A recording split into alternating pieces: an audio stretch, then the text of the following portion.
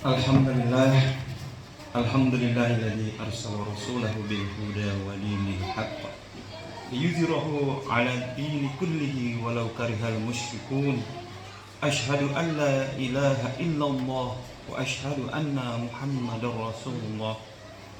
Allahumma shalli 'ala sayyidina Muhammadin wa 'ala alihi wa ashabihi ajma'in, amma ba'd. Faya ibadallah, usihi nafsi wa iyyakum bitaqwallah faqad fazal muttaqun.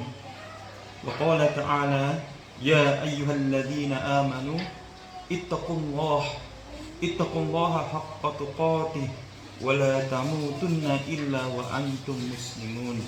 Shadaqallahul azim. Ma'asyiral muslimin, jamaah Jumat yang dirahmati oleh Allah, pada kesempatan yang baik ini, marilah kita bersama-sama mengucapkan syukur kepada Allah Subhanahu wa taala atas berbagai nikmat yang telah Ia berikan kepada kita semua, yaitu nikmat iman, Islam dan ihsan. Marilah kita bersyukur atas kesehatan yang telah diberikan kepada kita dan berbagai nikmat lainnya yang kita tidak bisa sebutkan satu persatu. Tak lupa marilah kita aturkan salawat dan salam kepada junjungan kita, Nabi kita, yaitu Nabi Muhammad SAW. Semoga kita semua mendapatkan syafaat dari baginda Nabi di yaumil akhir kelak. Amin ya rabbal alamin. Ini bulan Agustus 2023. Saya masih ingat bulan lalu ketika saya berdiri di sini, saya menyampaikan topik tentang bahaya LGBT. Kemudian tak lama setelah itu muncullah kasus di Jogja yang cukup menggegerkan Nusantara, yaitu adanya mahasiswa UNY yang meninggal dimutilasi.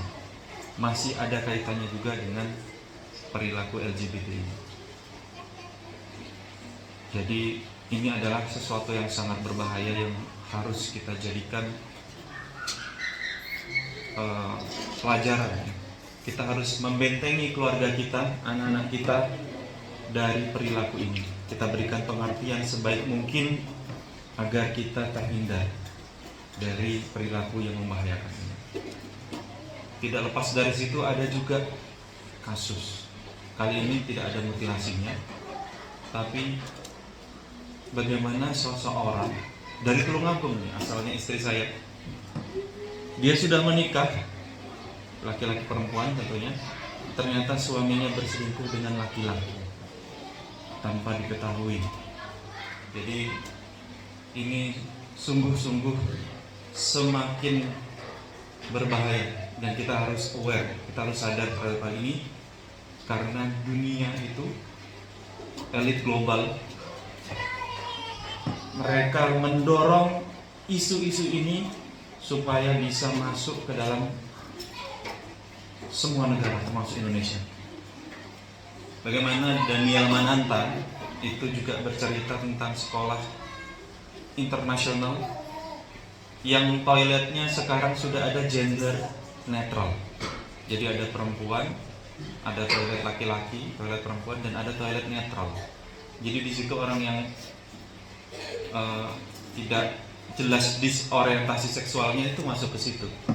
Jadi itu tidak ada ya, dulu itu tidak ada hal semacam ini, dan sekarang semakin normal. Jadi normal. Jadi marilah kita jaga keluarga kita, karena kalau bukan kita, siapa lagi yang menjaga keluarga kita dari hal-hal semacam ini. Kemudian setiap Jumat khotib itu selalu berpesan agar kita bertakwa. Ya ayyuhalladzina amanu ittaqullaha haqqa tuqatih wa la tamutunna illa wa antum muslimun. Artinya, hai orang-orang yang beriman, bertakwalah kepada Allah dengan sebenar-benarnya takwa, dan janganlah sekali-kali kamu mati melainkan dalam keadaan beragama Islam. Itu terus setiap Jumat sampai kita hafal semuanya. Namun di sini tahukah kita bahwa ada 3 hal yang krusial yang disampaikan pada kita dalam ayat ini. Dan ini krusial karena menjadi kunci bagi seorang muslim untuk selamat di dunia dan di akhirat, yaitu iman, takwa, dan muslimun. Jadi kan ya ayyuhalladzina amanu, orang-orang yang beriman, haqqa tuqatih, itu bertakwalah ya, illa wa antum muslimun, kecuali kamu beragama Islam, dalam keadaan berislam. Jadi yang pertama iman. Iman itu percaya. Ya, kita sudah tahu dari SD kita diajari iman itu artinya percaya. Takwa itu apa? Takwa itu takut.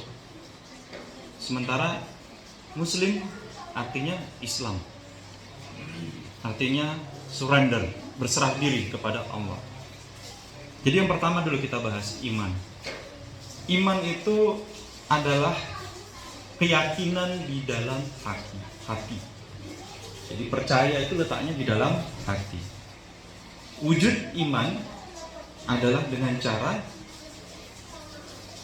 percaya atau beriman kepada Allah Subhanahu wa taala, meyakini keberadaannya, karena kita nggak pernah melihat Allah, tapi kita yakin kepada Allah, dan kita juga yakin pada kuasanya. Yang kedua, takwa. Takwa ini memiliki 3 tingkatan.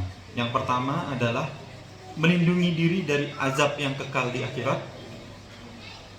Yang kedua itu melindungi diri dari perbuatan-perbuatan yang mengotorinya, hingga perbuatan yang kecil sampai yang besar.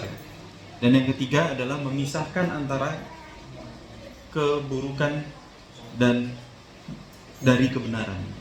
Jadi ada hal-hal yang buruk di dalam kebenaran, maka kita harus bisa memisahkannya. Kenapa kok takwa itu disebut atau diartikan sebagai takut? Karena takut itu adalah substansi dari takwa. Substansi itu artinya dasar. Perasaan takut terhadap azab, ini adalah dasar dari ketakwaan kita kepada Allah.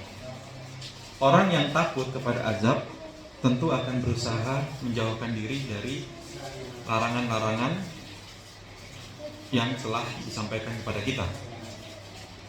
Kemudian dia juga akan melindungi dirinya dari azab Allah dengan cara apa? Dengan cara menjauhi segala larangannya dan mengikuti apa-apa yang diperintahkan oleh Allah.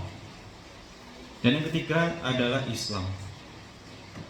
Kata Islam ini asalnya itu aslama, artinya patuh, pasrah, menyerah diri, atau selamat.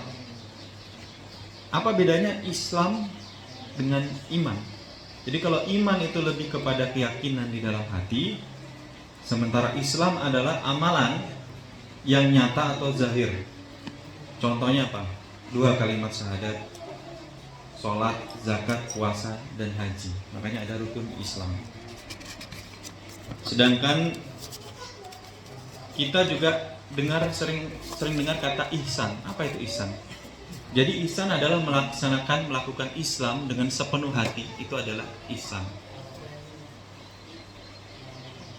Kemudian kalau Islam tadi ada rukun Islam, iman juga ada rukun iman, yaitu iman kepada Allah, malaikat, kitab suci, para rasul, dan hari akhir. Jadi terkait ini, untuk memudahkan, akan saya berikan 3 buah analogi. Yang pertama adalah razia polisi. Jadi ketika kita diberitahu oleh teman, tetangga kita ngasih tahu bahwa hati-hati lewat sana ada razia polisi, kita mendengarkan dan kita percaya, maka itu adalah iman. Kita sudah mengimani kabar tersebut. Yang kedua, setelah kita percaya, kita akan bersiap-siap. Oh, berarti kalau kita mau lewat jalan itu, kita harus siapkan surat-surat kita. Kendaraan kita ini kelengkapannya harus lengkap nih. spionnya. Kita juga harus menggunakan helm yang baik, helmnya juga harus kita klik gitu ya. Itu adalah wujud dari ketakwaan kita. Jadi kita takut kalau lewat situ nanti akan ditilang kalau kita tidak mengikuti aturan yang berlaku. Perkara nanti ditilang atau tidak, kita berserah diri, dan itu adalah Islam. Nah, bagaimana kalau kita tidak percaya? Kita tidak percaya berarti kita tidak beriman. Kita juga tidak bertakwa, kita artinya ya tidak bersiap-siap dengan keadaan itu. Dan akhirnya apa? Ketika kita lewat razia tersebut, kita bisa di-stop, dimintai keterangan dan lain sebagainya, dan kita mendapatkan tilang atau denda. Motor kita bisa dibawa oleh pihak yang berwajib. Kemudian bagaimana kalau kita melewati jalan itu, jalan lain, tapi ternyata di jalan itu ada tilangan juga. Nah, itu namanya takdirnya. Jadi kita sudah berusaha, ternyata masih kena tilang, itu berarti takdir. Analogi kedua yaitu ujian sekolah. Jadi ketika kita disampaikan oleh pihak sekolah bahwa akan ada ujian ini akan mempengaruhi kenaikan kelas misalkan, atau nilainya ini berpengaruh untuk kamu masuk ke SMP favorit, SMA favorit. Kemudian kita percaya terhadap hal itu kita beriman terhadap berita tersebut.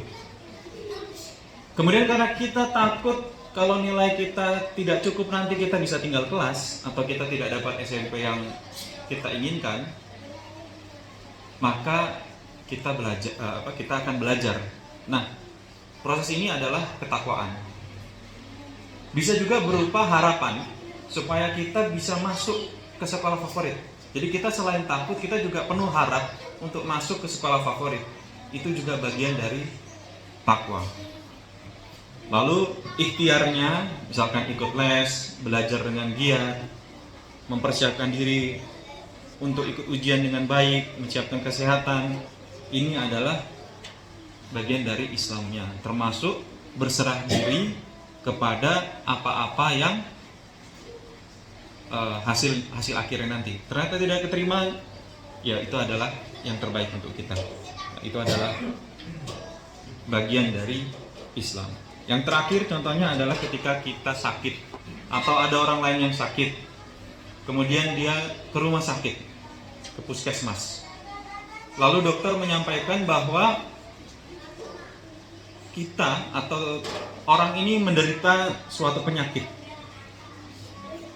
Karena kita percaya pada apa yang disampaikan oleh dokter ini, maka kita pun mulai berikhtiar, kita takut akan menjadi lebih buruk, maka kita menghindari makanan-makanan tertentu. Kita mulai untuk pola hidup sehat, berolahraga dengan teratur. Maka itu adalah bagian dari ketakwaan. Perkara nanti sembuh atau tidak, la haula wala quwata illa billah, itu adalah ketetapan dari Allah, dan ini adalah Islam. Jadi ini adalah 3 hal: iman, Islam, dan takwa. Ini adalah 3 hal yang krusial, yang fundamental dalam kehidupan kita sebagai umat Islam, yang mana kalau kita berhasil menjaga diri kita, menjalankan 3 hal ini dengan baik, kita bisa selamat di dunia dan di akhirat. Karena sudah sepatutnya kita percaya kepada Allah yang Maha Pencipta,